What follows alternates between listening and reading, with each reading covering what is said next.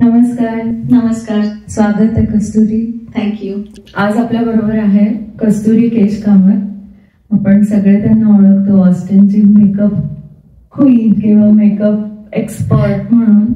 अगदी middle high school मधल्या मुली पण मिस्के म्हणून त्यांच्यामध्ये फार लोकप्रिय आहे कस्तुरी.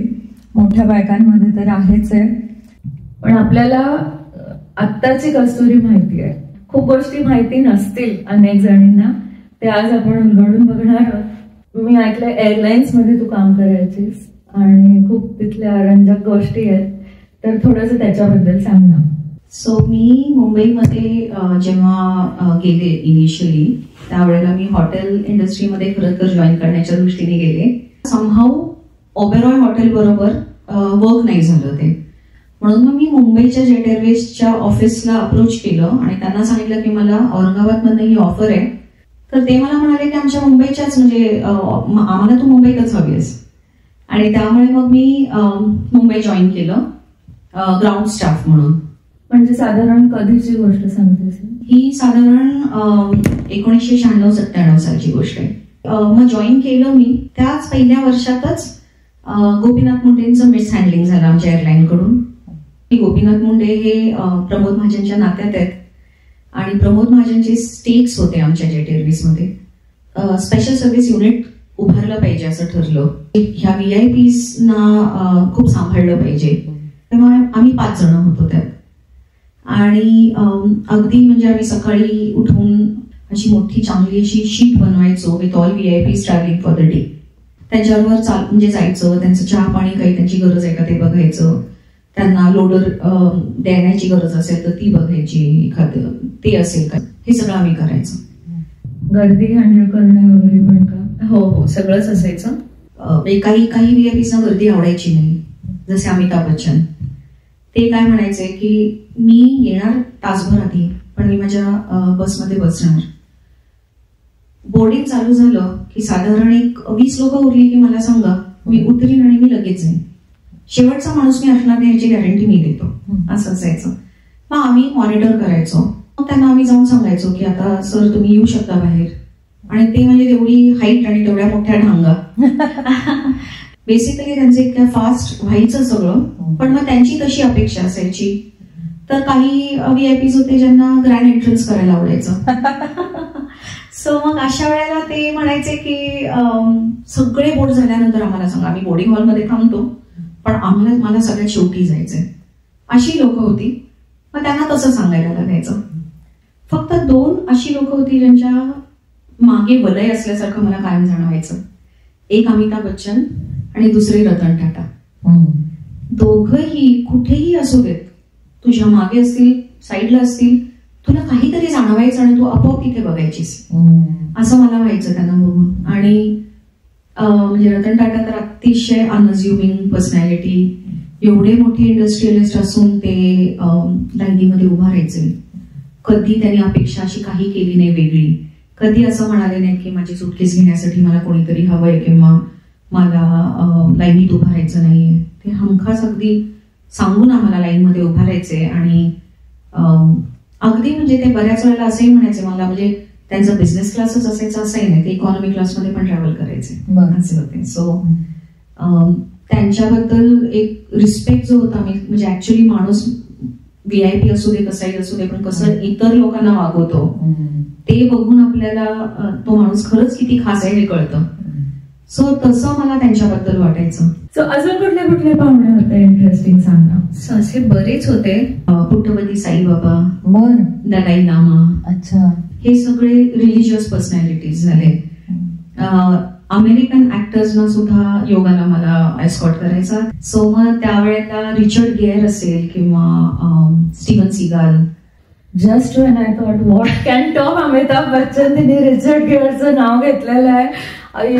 ओ माय गॉड. त्यामुळे सॉरी परत रिचर्ड गेअर असं पण. आणि जॉन क्लॉड व्हॅन डॅम होता किंवा बेंगा बॉईज म्हणजे त्यांची खूपच क्रेज तेव्हा खूप होतं. आणि पियर्स ब्रॉस्नन. सो असे सगळे होते. आणि मला वाटतं स्पाइस गर्ल्स पैकी 1-2 जण होती, पण त्यावेळेला मग मला इतर क्रिकेट टीम्स त्यावेळेला दिसायच्या.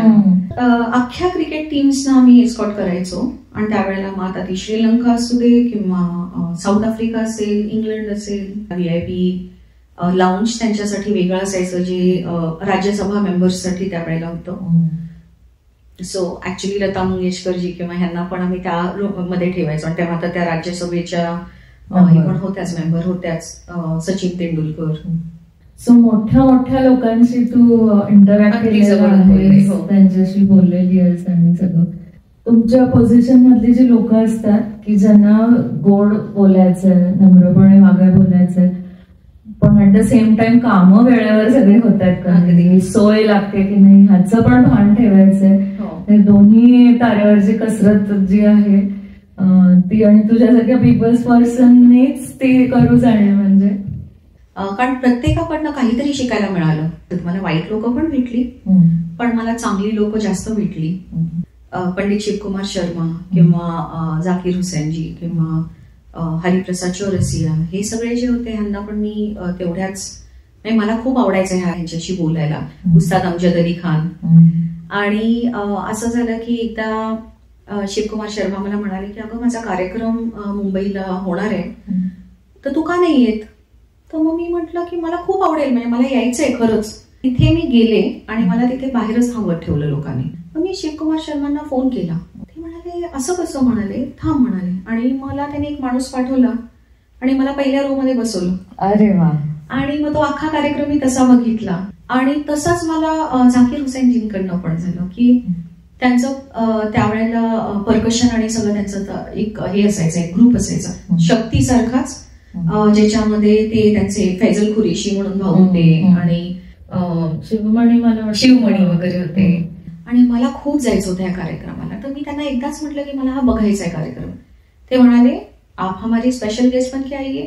आणि आपको किसी और को साथ लाना है तो वो भी लाइए. तर मी माझ्या रूममेट्सना घेऊन गेले होते आणि अख्खा कार्यक्रम परत पुढच्या सीटवरती बसून बघितला. असे छान छान अनुभव पण आले. सगळ्यात वाईट कुठला अनुभव आला किंवा कटू म्हणतात असं? एक होते कनेडियन कॉन्सुलेट जनरल. आणि असं झालं होतं की वेळोवेळी एअरलाईन्सची तिकीट अचानक महाग होतात. तसं झालं ह्या महाशयांबरोबर. आणि त्यांना भयानक राग आला आणि सकाळपासून लोक त्यांच्याकडे बोलायचा प्रयत्न करत होते आणि ते खूप त्यांना वाईट वागून पाठवत होते.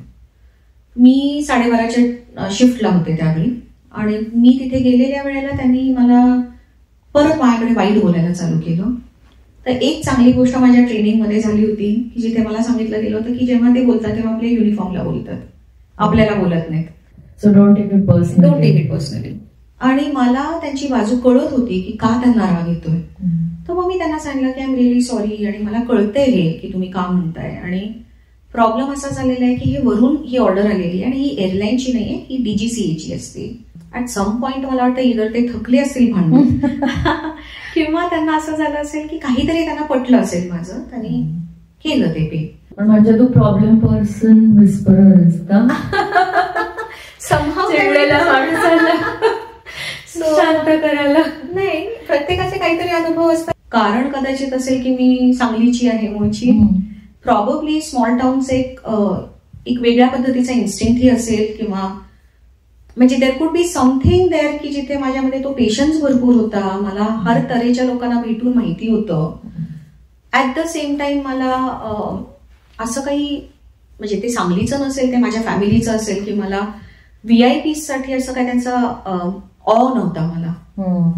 आणि माझा एक रूल कायम मी पाळायचे की, आणि हा म्हणजे पहिल्यापासूनच मी पाळत आले की साध्या माणसाला VIP सारखं वागवा आणि VIP ला साध्या माणसासारखं वागवा. वा वा वा वा, फारच. पण मोठी मोठी माणसं की जी संध्याकाळी माझ्या हॉटेल रूम मध्ये येतेस का म्हणणारी ही लोक होती. तर अशा लोकांना कसं लांब ठेवायचं हे माहित होतं मला. माझ्याही बाकीच्या क्षेत्रातल्या किंवा अशाही आहेत ओळखीच्या अनेक महिला, अगदी टॉपच्या लोकांपासून ते. आणि दुर्दैवाने हेच ऐकायला मिळतं की काही लोक असतातच, प्रत्येक म्हणजे bad apples in every basket म्हणतात तसं. म्हणजे अजूनही हे बदललेलं नाहीये की महिला आहे तर ती, आणि जर माहिती आहे एस्पेशली जर सर्व्हिस इंडस्ट्रीतली असेल आणि जर माहिती असेल की आपल्यासाठी नेमलेली आहे आपल्या काळजी घेण्यासाठी, तर मग कसा गैरफायदा घेता येईल किंवा असं ते अजून असतंच. हे वाईट गोष्ट आहे, पण कसं टॅक्टफुली त्यांना दूर सारायचं आणि आपली गरिमा जपूनही कसं नोकरी सांभाळून दुसरीकडे कसं वागायचं हे बायका शिकतात. आणि तुझ्यासारख्या गोड बोलणाऱ्या गोड दिसणाऱ्या महिलेला तर काहीच अवघड नाहीये. सो मला सांग, तू जेव्हा कॉलेजात किंवा शाळेत असशील सांगलीला, तेव्हा कधी तुला वाटलं होतं का की तू इतक्या टॉप म्हण किंवा अशा हाय प्रोफाईल जॉब मध्ये जाशील? असं नाही, मी अजिबात अॅम्बिशियस नाहीये. मला मात्र एक मी कायम सांगते, मला लोक खूप आवडतात. तर मला एवढंच कधीतरी वाटायचं की मी काहीतरी पीपल फेसिंग करावं. त्यावेळी तर सगळे डॉक्टर आणि इंजिनियरच व्हायचे आणि मला ते होण्यात इंटरेस्ट नव्हता. तर मी विचार करायचे काय करायचंय मला. त्याला मला सापांमध्ये खूप इंटरेस्ट होता त्यावेळी. अच्छा. सो मी कॉलेजमध्ये मी खूप प्रकारात म्हणजे बऱ्याच ठिकाणी भाग घेतला. माझं नेचर क्लब पण होतं तिथे आणि सर्पमित्रांना बोलवून आम्ही म्हणजे लोकांना अवेअरनेसच्या दृष्टीने आम्ही तसे काही कार्यक्रम पण ठेवले होते. सो त्यावेळी मी तोही विचार केला की काहीतरी रिलेटेड टू स्नेक्स मी करू का. WWF वगैरे असं. हो, त्याच्यामध्ये WWFच्या थ्रू आमचा एक बिश्नोई नेचर क्लब म्हणून होता, त्याचे मी प्रेसिडेंट होते त्यावेळी. आणि मग ते सगळं करावं का हा विचार केला. तर मग असंच ट्रिपला आम्ही गेलो होतो, आई बाबा मी आणि माझी बहीण. आणि तिथे आम्हाला उत्सव नावाचं हॉटेल होतं, माझा अंदाज आहे पुणे सातारा रोडला. तिथे त्यांनी ते मॅनेजर होते.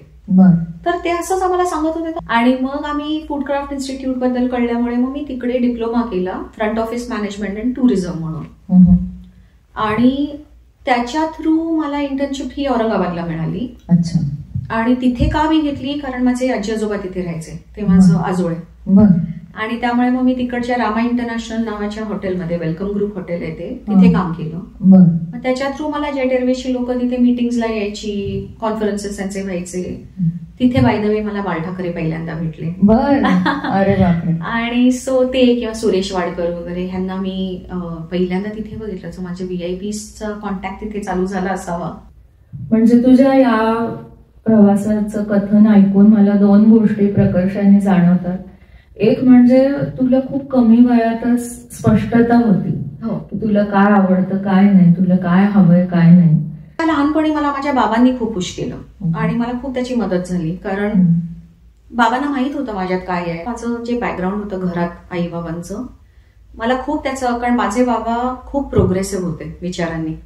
त्यामुळे त्यांनी लहानपणापासून असंच एनकरेज केलं मला की मला ज्या वर्षी त्यांनी लुना घेऊन दिली, त्यावेळी लुना होती 10वीत, त्यावेळेला मला पहिला कार्बोरेटर कसं साफ करायचं हे शिकवलं, हवा कशी भरायची स्वतःहून ते शिकवलं, बल्ब कसे बदलायचे, वेदर लुनाचा असू दे नाही तर घरातला असू दे, हे शिकवलं. तर हे सगळ्या ह्या गोष्टी असायच्या. तसंच त्यावेळी म्हणजे माझ्या बाबांचं मेडिकल होलसेलचं दुकान होतं आणि आमच्या हाताखाली 10 नोकर होते.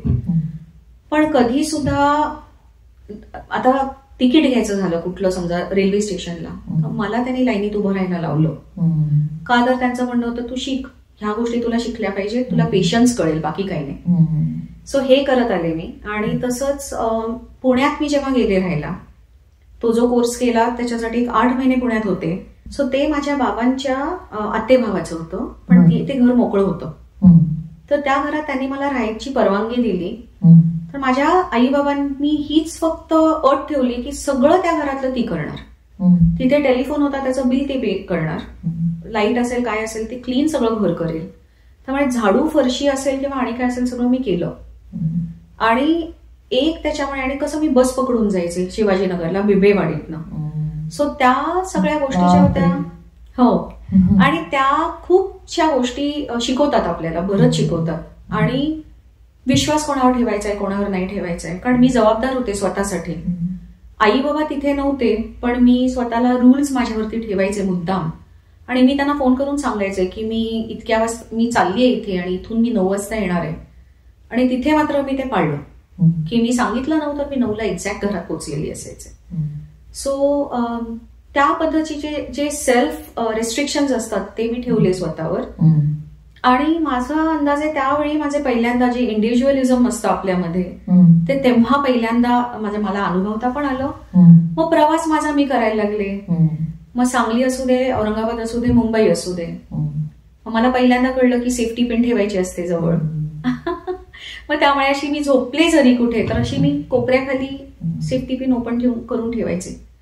कोणाचा वाईट अनुभव आला तर त्यांना टोचता यावं म्हणून. अशा सगळ्या गोष्टी शिकले. मग दुसरं मिळत गेलेल्या संधींचा लाभ तू घेत गेलीस. नाही नको कशाला असं न म्हणता ते एक सगळ्यांना शिकण्याजोगं आहे. माझ्या नशिबातच नाही असं कधी कधी म्हणतो आपण, पण तेव्हा आपण हे विसरतो की 4 आलेल्या संधी आपण डावललेल्या असतात. पण त्या कस्तुरी घेत गेली आणि त्यामुळे तिचा प्रवास चांगला होत गेला. तुला जर असं विचारलं की एक काय गोष्ट सांगशील की तू शिकलीस की आता this is one thing you swear by किंवा यू गो बाय आणि ते बाकीच्यांनी करावं असं?